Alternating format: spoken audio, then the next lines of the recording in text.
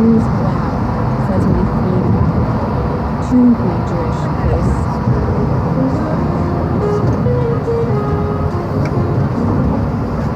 So here is my question. What am I supposed to say? Right here. Because I should say something, right? I should say that is not okay. Because why? Because I said so? Because you're a Jew? Because Jews, like your great-grandparents, were driven from their communities by exactly the mentality you just expressed to me, my 4-year-old boy? Or because we live in a majority Christian country and I'm worried that I've clearly already failed to provide you with a positive relationship to Judaism? Or is the best approach not to say anything? To just have your back? I don't know, as you will hear. Sweetie, it's not nice to say that somebody can't have something because they're not Christian. You can have the animals because you're not Christian. What?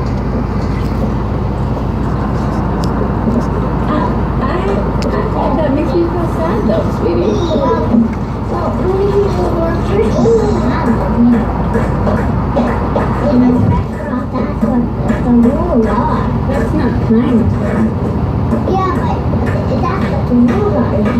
Well, there's so many rules in this anti-Semitic restaurant. Sorry. We have kind for that. He says, they're kind for some people, just not my kind of people. The problem with talking to kids about anything that's actually important is that they don't know anything.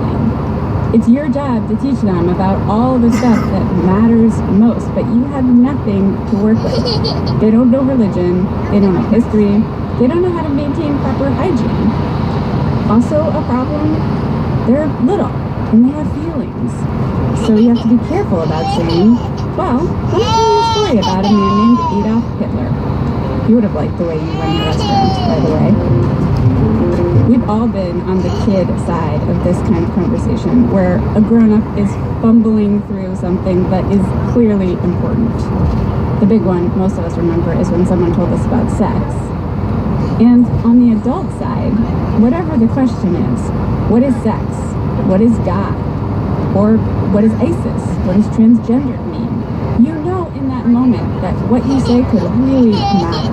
Could be the thing this person remembers and carries with them into adulthood. Could shape the way they feel about their safety or their sexuality. These conversations are how we make our mark on the next generation. They're also very often how we learn how much we do not know. And in today's show, we're going to listen in as people take on 3 of the most difficult things to talk about.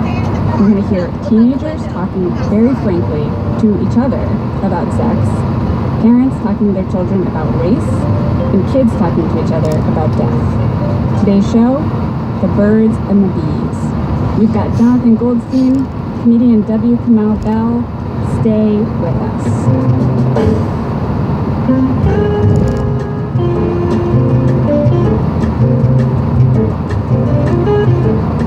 Act 1, Some Like It Not, on the net.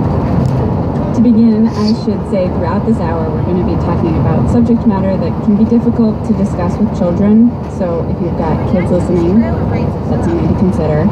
Also, in this next story, as Ira says, we will be acknowledging the existence of sex and talking a lot about our reluctance to speak of its existence.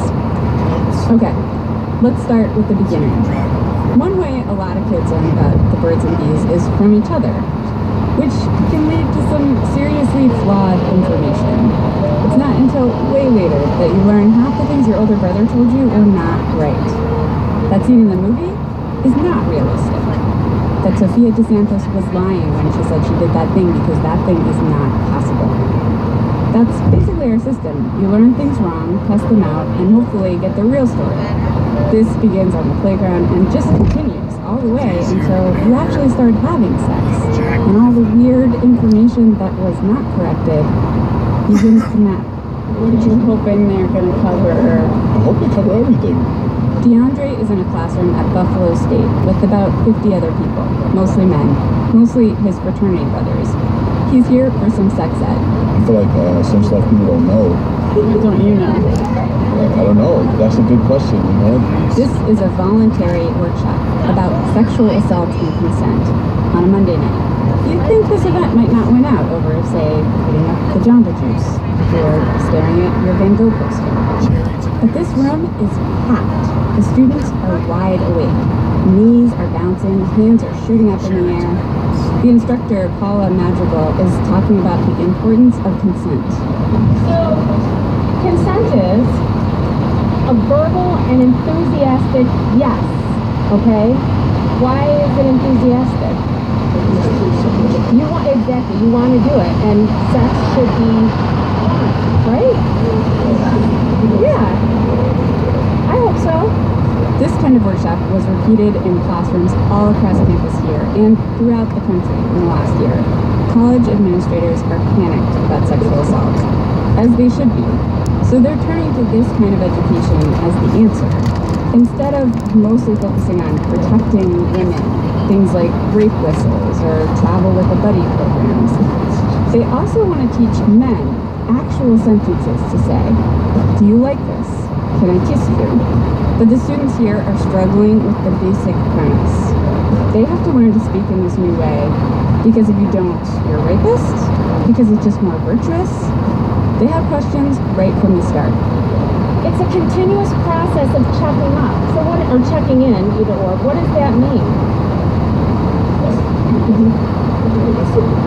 If she says yes, I'm not trying to be funny though. If she says yes, and then she, you know, she keeps saying yeah, I gotta be like, hey, you sure? And, you know, are you really sure? Like, you about to do this? I'm almost there. I'm about to go to the jury, get the, you know, get the protection. No, you're right. No, obviously I'm gonna stop, but to keep the reaffirmation of yes over and over again, it kind of would mess up the mood. So I feel like, should there be a number of times that you should, you know? He presses them on this. 2, 3, 7? But that guy is overtaken by his fraternity brothers, who also have urgent questions. Does body language count as consent? What if she said yes before you got into the room, when you were both sober, like in a message on Twitter or something? How many beers is too much to have consent? Again, please offer a number. Like, you ever heard the term like alcohol's liquid courage? Like, what if it's in a sense where it's like you probably nervous and you don't want to be nervous around her, so that's your liquid courage. Like, alright, I'm not gonna be shaky when she come over. You feel me? So like, you're not using it to get a yes. The next guy over interrupts. What if both parties are drunk? And then across the room, does the girl need to ask for consent? Another student. Okay, what if we've been together for a year? Paula Madrigal replies, you always need consent. Even if you're a woman, even if you're a man sleeping with men, even if you're in a relationship, even if you have sex every day, even if you are in the middle of sex. Or if you guys are engaging in sexual activity and maybe all of a sudden someone decides, I want to try it rough. You guys already... See you so quiet when I finally woke up. If you're sad, then it's time you spoke.